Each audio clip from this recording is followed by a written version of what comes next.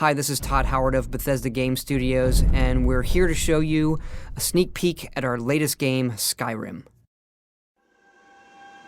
Each time we do a new Elder Scrolls game, we like to start fresh, and Skyrim is no different. Coming off of Oblivion, and then the team did Fallout 3, we had a huge list of things we knew we wanted to do technically with the current generation of hardware and PCs to bring a virtual fantasy world to life. So we've rewritten the render, we've rewritten all the gameplay, the scripting language, the faces, the foliage, and all this comes together in our new engine we call the Creation Engine.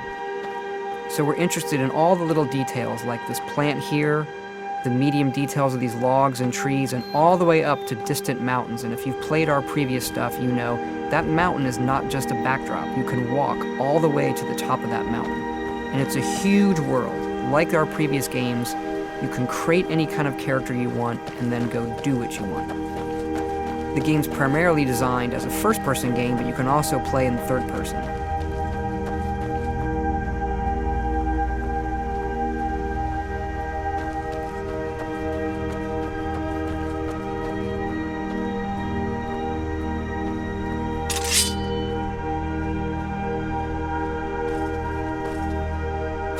Our big motto for Skyrim is, you are who you play.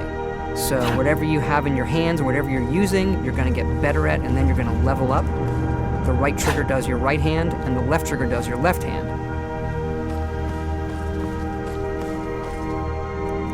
And you could put either a weapon or a spell.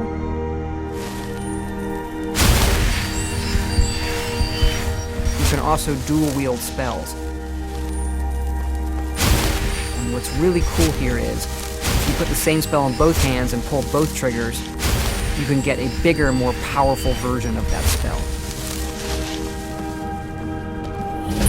Up here we have standing stones. There are 13 of these throughout Skyrim's landscape, and they give you special abilities, but you can only have one of these active at a time.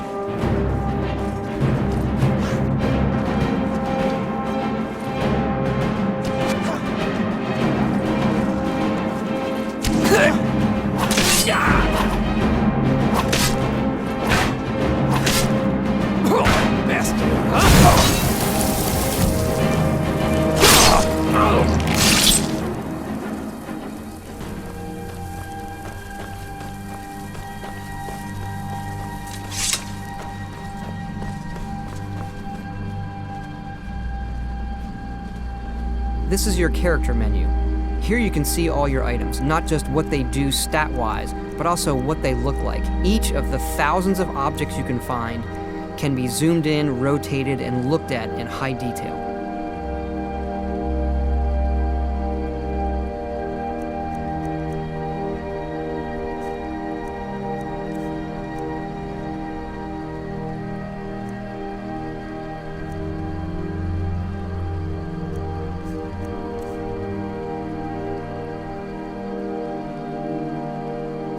With the skills menu, you look to the heavens, and here you can see all of your skills, how they're progressing, and as your skills increase, you'll push yourself to leveling up.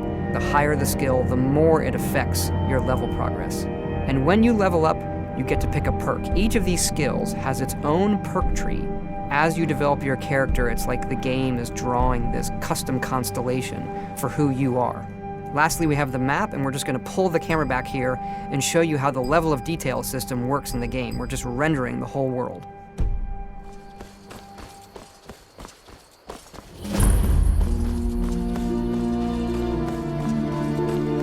dragon! I saw a dragon! What? What is it now, Mother? You keep on like this, everyone in town will think you're crazy. And I've got better than Ain't every day we get visitors in Riverwood. Gerda's family first settled here as woodcutters a few generations ago. She and Hod run the mill. I make a decent living sharpening axes and fixing the sawmill.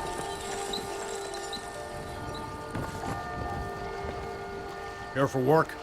Get an axe. And bring me all the wood you can chop.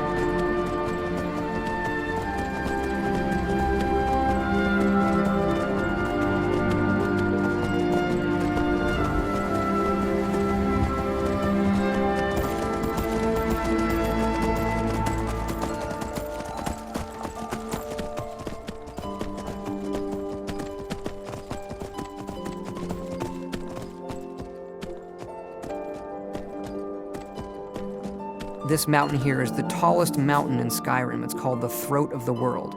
It is home to the Greybeards, who are masters of the voice. The voice is the ability to use the language of dragons and form these magical shouts. And this is a power that you will learn throughout Skyrim's main quest.